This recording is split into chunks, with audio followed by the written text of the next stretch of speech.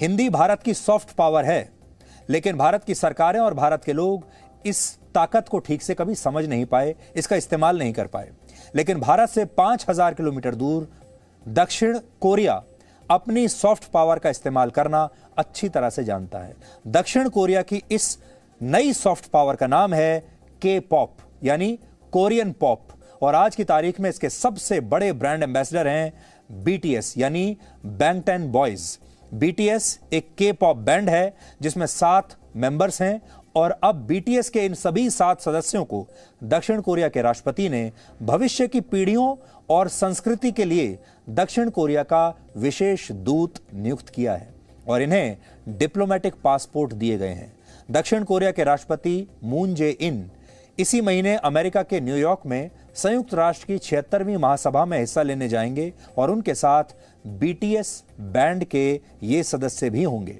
संयुक्त राष्ट्र में बीटीएस के सदस्य भाषण भी देंगे और इस दौरान उनकी एक म्यूजिकल परफॉर्मेंस की वीडियो क्लिप भी चलाई जाएगी। यानी अब बीटीएस दुनिया के सबसे बड़े राजनीति के मंच पर दक्षिण कोरिया की सॉफ्ट पावर को बढ़ाते हुए आपको नजर आएंगे।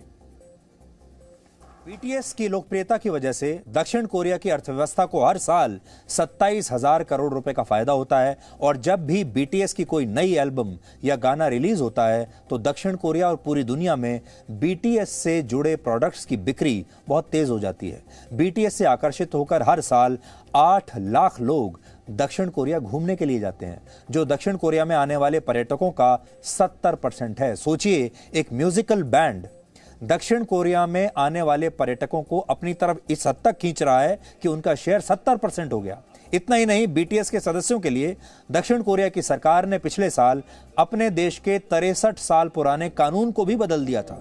इस कानून के मुताबिक दक्षिण कोरिया में 18 से 28 वर्ष की उम्र के युवाओं को अनिवार्य रूप से 20 महीनों के लिए वहां की सेना में अपनी सेवाएं देनी होती हैं। पिछले साल ही बीटीएस के सदस्य जिनका नाम है जिन, वो 28 वर्ष के हो गए थे, और अगर ये कानून नहीं बदला जाता तो जिन को बीटीएस छोड़ना पड़ता और सेना में शामिल होना पड़ता। लेकिन दक्षिण कोरिया ने इस कानून में बदलाव किया और यह नियम बनाया कि के पॉप स्टार्स को इसमें 2 साल की छूट और दे दी जाए। अब दक्षिण कोरिया के के पॉप स्टार्स 18 से 28 नहीं बल्कि 18 से 30 वर्ष की उम्र के बीच कभी भी सेना में अपनी सेवाएं दे सकते हैं। सीखने वाली बात यहां पर यह है कि दक्षिण कोरिया की सरकार ने इन्हें हमेशा के लिए उस जिम्मेदारी से मुक्त नहीं किया, सिर्फ उन्हें 2 साल की छूट दी है, और वो बीटीएस के चाहे कितने भी लोकप्रिय गायक या मेंबर्स हों, सेना में तो उन्हें तब भी जाना ही पड़ेगा।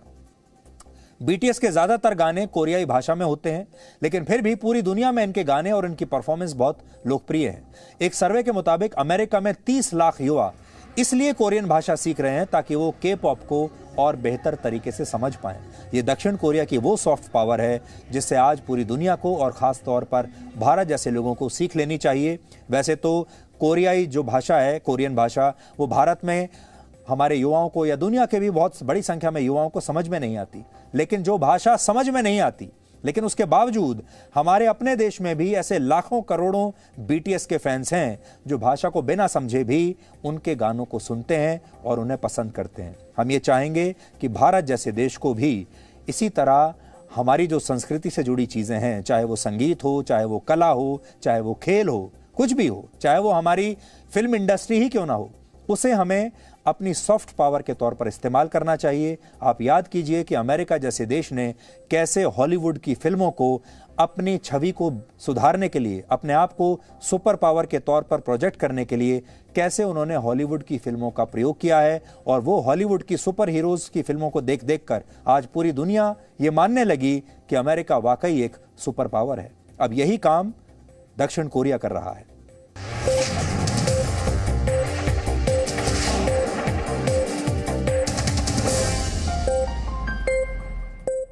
Presenting B News app, available on Google Play and App Store. Download it now.